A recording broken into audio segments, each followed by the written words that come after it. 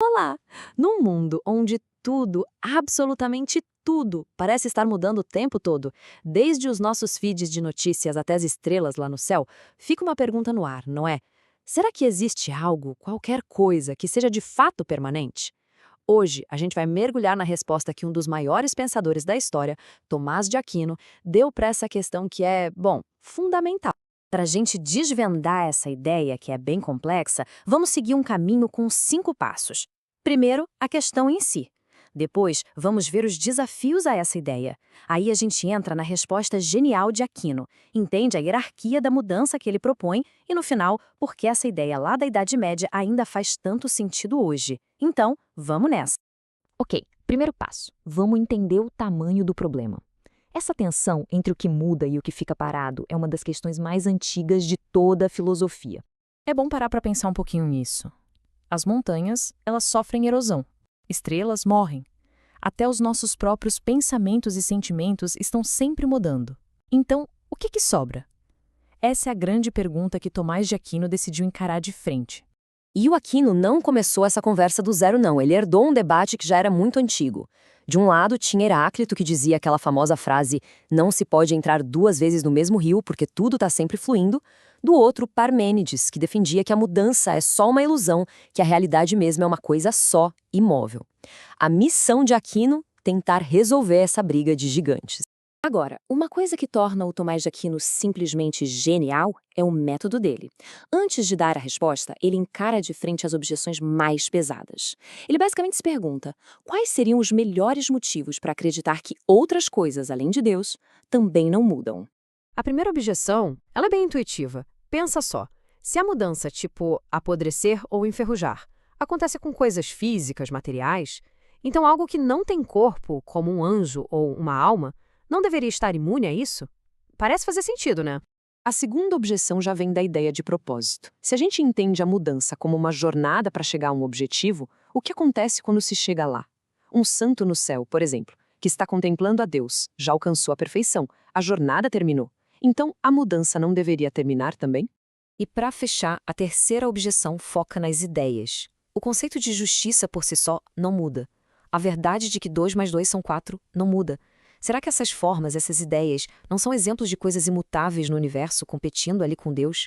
Bom, com esses desafios todos na mesa, Aquino apresenta a solução dele.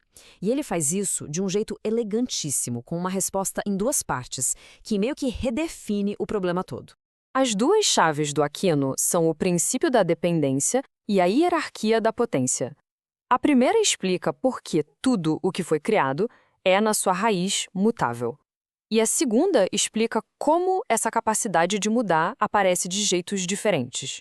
E a primeira chave está toda nesse conceito aqui, ex nihilo. Para Tomás de Aquino, tudo que não é Deus foi criado do nada. É só parar para pensar no que isso significa. Não tinha uma matéria-prima ali esperando para ser moldada. A própria existência é um presente, e não só uma reorganização de algo que já existia. E aqui vem a grande sacada de Aquino. A criação não é como um relojoeiro que dá corda no relógio e vai embora. Não. É um ato contínuo.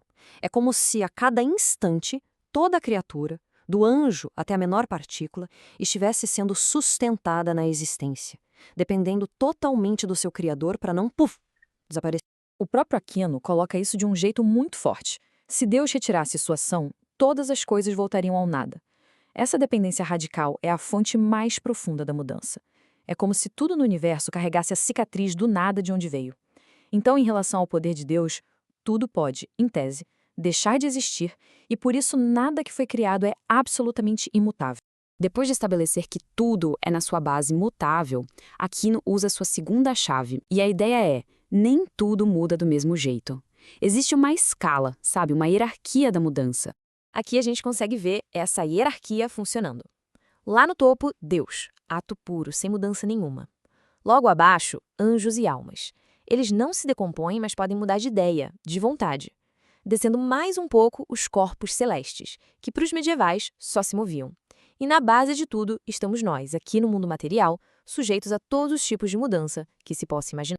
Essa hierarquia de mudança acaba criando diferentes modos de viver o tempo. Deus existe na eternidade, que é um agora que nunca passa, sem antes nem depois. Nós vivemos no tempo, marcado pelo passado e pelo futuro. E os anjos?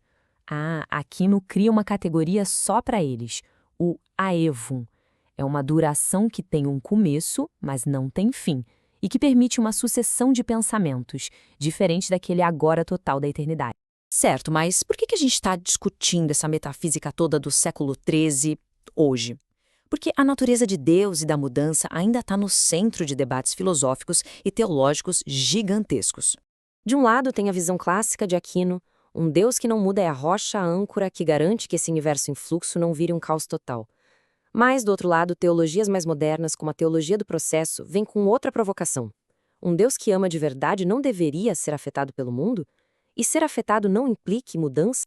Para responder essa crítica moderna, Aquino nos levaria de volta a um de seus conceitos-chave, actus purus, ou ato puro. Ele diria que a mudança é sempre passar de um estado em potencial para um estado real, como uma semente que tem o potencial de virar uma árvore. E aqui está o ponto crucial. A imutabilidade de Deus não é como a de uma pedra que não se move porque é inerte. É a imutabilidade de uma atividade perfeita e infinita. Se Deus mudasse, isso significaria que ele tinha algum potencial que não tinha sido realizado ainda, que faltava algo nele.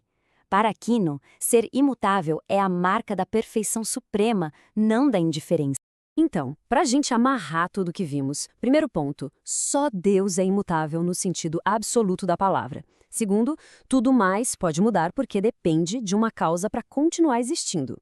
Terceiro, essa capacidade de mudar aparece em diferentes graus. E, finalmente, a imutabilidade de Deus funciona como a base, a âncora estável para toda a realidade que está sempre mudando. E isso tudo nos deixa com uma última reflexão. A visão de Aquino nos convida a pensar que por trás de todo esse fluxo, de toda essa mudança que a gente vê e sente, pode haver um fundamento estável, imutável. E assim, a pergunta final que fica é: se a realidade é uma história em constante movimento, qual seria a página na qual ela está escrita?